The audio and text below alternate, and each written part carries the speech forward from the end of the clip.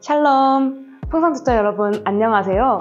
저는 GCTC에서 훈련받고 있는 44기 훈련생 박찬주 간사입니다. 무더운 7월 잘 보내고 계신가요?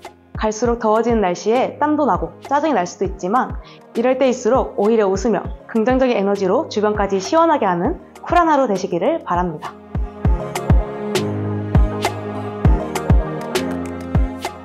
오늘 본문은 스데반의 순교로 인해 흩어진 사람들이 복음을 전하는 이야기로 시작됩니다.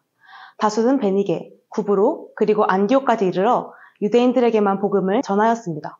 하지만 그중 몇몇 구브로 사람과 구레네 사람들이 안디옥에 이르러 헬라인, 즉 이방인들에게도 복음을 전합니다. 겨우 소수의 무리, 그러나 예수 그리스도가 바로 메시아다 라는 것을 믿음으로 받아들인 이들이 이방인들에게 자신이 깨달은 복음을 담대하게 전한 것입니다. 바로 그때 하나님께서는 이들과 함께 계셨고 이들 가운데 친히 일하셨습니다. 주의 손이 그들과 함께 하셨고 이방인들 중 수많은 사람들이 주님께로 돌아오는 역사가 시작됩니다. 예루살렘 교회는 안디옥에서 수많은 이방인들이 예수께로 돌아왔다는 소식을 듣고 바나바를 안디옥에 보냅니다. 이에 바나바는 안디옥에 이르렀고 하나님의 은혜로 말미암아 돌아온 수많은 이방인들을 보고 기뻐하며 모든 사람들에게 굳건한 마음으로 주와 함께 머물러 있으라 권면합니다. 안디옥 교회에게 이런 권면을 한 바나바는 착한 사람이요 성령과 믿음이 충만한 사람이었고 그로 인해 또 한 번 큰 무리가 주님께 돌아오는 은혜가 일어납니다. 이어서 바나바는 안디옥 교인들을 가르치기 위해 다소에 있던 사울을 초빙하여 1년간 그들을 가르칩니다. 제자들이 안디옥에서 비로소 그리스도인이라 불리게 됩니다.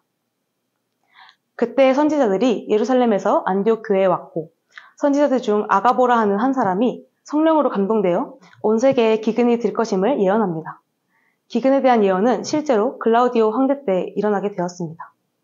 이에 안디옥에 있는 제자들은 자신들의 형편에 따라 할 수 있는 만큼 유대에 사는 신도들을 위해 구제금을 보내기로 결정합니다.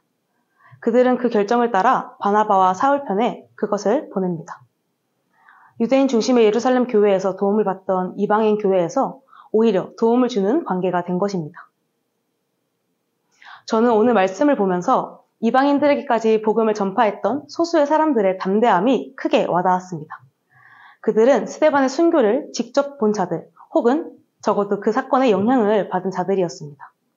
순교의 현장을 직간접적으로 경험한 그들의 마음속에는 나도 목숨의 위험을 당할 수 있지 않을까 생각하며 복음을 전하는 것에 대한 두려움이 있었을 수도 있습니다. 하지만 그들은 오히려 담대하게 헬라인들에게 예수 그리스도가 바로 우리를 구원하신 메시아임을 전했습니다. 그 이유는 단 하나였습니다. 바로 예수가 구원자다 라는 복음을 정확하게 받아들이고 확신했기 때문입니다. 이 진리를 알게 된 자들은 진리를 전해야겠다는 그 열정이 두려움을 이겼을 것입니다. 주님의 복음을 위해 달려가기를 주저하지 않은 자들을 통하여서 주님은 일하셨습니다. 주님은 친히 그들을 도우셨고 그들은 많은 이방인들이 주님께로 돌아오는 통로가 됩니다.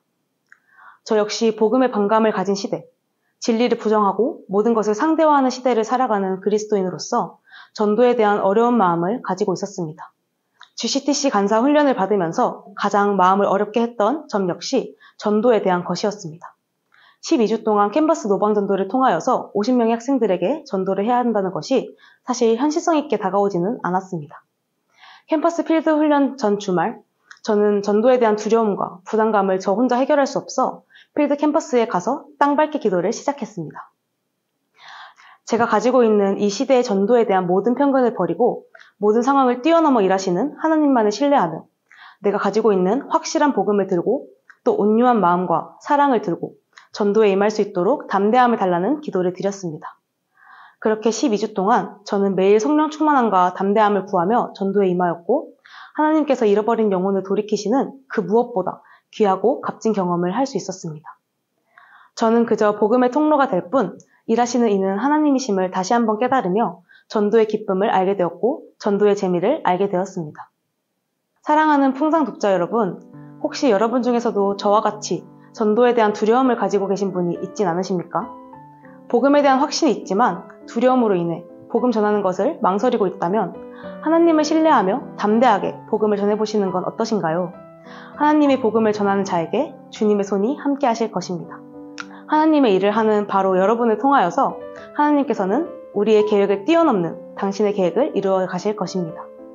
오늘 하루도 각자의 자리에서 복음을 살아내는 풍산 독자 한 분 한 분 되시기를 주님의 이름으로 축복합니다. 샬롬.